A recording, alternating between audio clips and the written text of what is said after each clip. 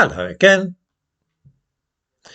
In the years following the end of the Second World War, Britain fought rearguard actions against the inhabitants of many countries around the world in order to hang on to their empire.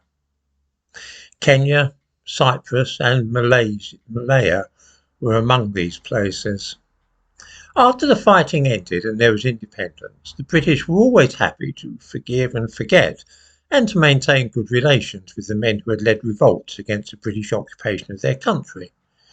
Jomo Kenyatta, for instance, was heavily involved in the Mau Mau rising in Kenya and was imprisoned by the British.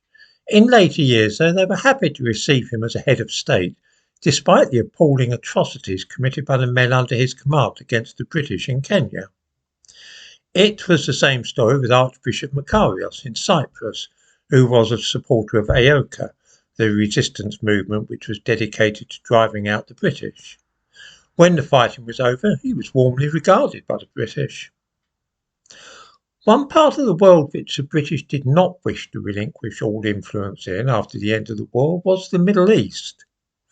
There were sound reasons for this. The oil fields in Iraq and Iran, for example, and also the Suez Canal, which was of great strategic importance to this country. So it was that although they had been occupying Israel for over 20 years, they showed a marked reluctance to leave. As in other countries where they were no longer welcome, a guerrilla war was waged against the British Army of Occupation. Two actions during this war have since been regarded as unforgivable by the British. One of these incidents was the hanging of two sergeants of the British Army as a reprisal for the hanging by the British of Jewish resistance fighters. And the other was, of course, the bombing of the King David Hotel in 1946 in Jerusalem.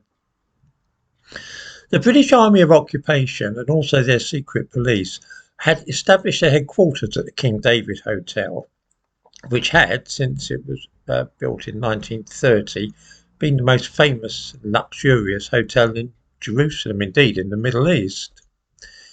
There is always a problem when a military base is set up among civilians, and that is that although the base itself is a legitimate military target, there are likely to be civilians who die in any attack on it, as what is known as collateral damage. We see this today, of course, when the guerrilla fighters of Hamas and Hezbollah fire rockets from civilian areas of Gaza or Lebanon. Counterattacks by the Israelis invariably result in civilian casualties. So it was that when the Irgun commanded by Menachem Begin, who went on in 1977 to be elected Prime Minister of Israel, detonated a bomb at the King David, many of the casualties were civilians. The bomb was intended to destroy the British military headquarters and warnings were given, but the final death toll was made up of 41 Arabs, 17 Jews and 28 British people. This attack caused great anger in Britain and even today is often mentioned as an act of barbarism. It is curious that we have been so forgiving of the other struggles for independence which took place around that time and eager to forget the deaths which they caused. Hand on heart, how many viewers remember today the 371 British soldiers killed by Cypriot guerrillas between 1955 and 1959? Some of those people killed were teenagers during their national service, but we've long ago forgotten all about them and are happy to go to Cyprus for our holidays. Anybody watching this have any kind of a grudge about those 371 dead British soldiers? What about the 500 or so killed in Malaya in the 1950s?